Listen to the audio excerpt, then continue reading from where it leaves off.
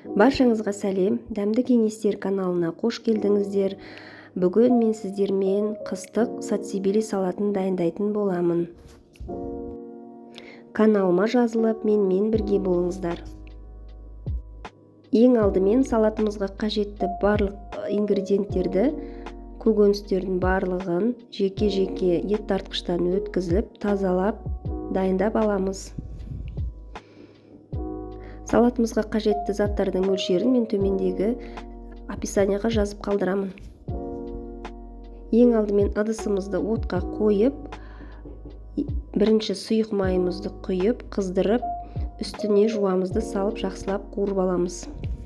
Жуамыз қызарып, әбден қуырылғаннан кейін үстіне ет тартқыштан өткізілген, немесе сіздер блендерден де өткізсеңіздер болады, помидорымызды осы қуырылған жуаның үстіне саламыз. Помидорымызды салғаннан кейін салатымызды жақсылап араластырып, орташа отта 20 минуттай жақсылап қайнатып аламыз. Помидорымыз 20 минут қайнағаннан кейін осы помидордың үстіне ет тартқыштан өткізілген сәбізімізді саламыз.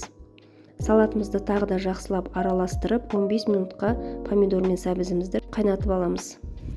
Енді осы қоспамыздың үстіне 15 минуттан кейін тәтті бұрышпен жартылай ет тартқыштан өткізілген ашты бұрышымызды салып, жақсылап тағы да араластырамыз.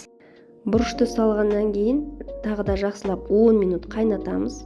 Осы қоспамыз қайнағаннан кейін үстіне сарымсақты салып, үкіштен өткізілген сарымсақты салып, тағы да жақсылап араластырамыз. Сарымсақты салғаннан кейін дәмдеуіштерімізді қосамыз.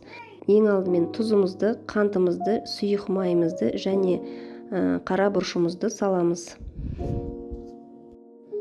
Осы қоспаны 5 минут қайнатқаннан кейін үстіне ұсақтап туралған кинзамызды саламыз. Кинзаны салғаннан кейін салатымызды жақсылап араластырып, 5 минут қайнатып, астын оттан өшіреміз. Біздің салатымыз дайын болды. Иісі өте дәмді, мұрын жарады. Сіздерде дайындап көруге кеңес беремін. Қыстың күні кез келген ет тағамдарымен, күрішпен, макарон өнімдерімен қосып жесеңіздер, дәмі тіл үйіреді. Бұл салатқа ешқандай да уксус қосудың қажеті жоқ. Осы рецептпен мен бірнеше жыл бойы дайындап келемін. Сіздерде үй жағдайында дайындап, қыста отбасыларыңызды қуантсаңыздар болады. Сіздермен бірге болған Қарлыға. Дәмді кеңестер каналында қазақша рецепттер күтсеңіздер, менімен бірге болыңыздар. Ас болсын!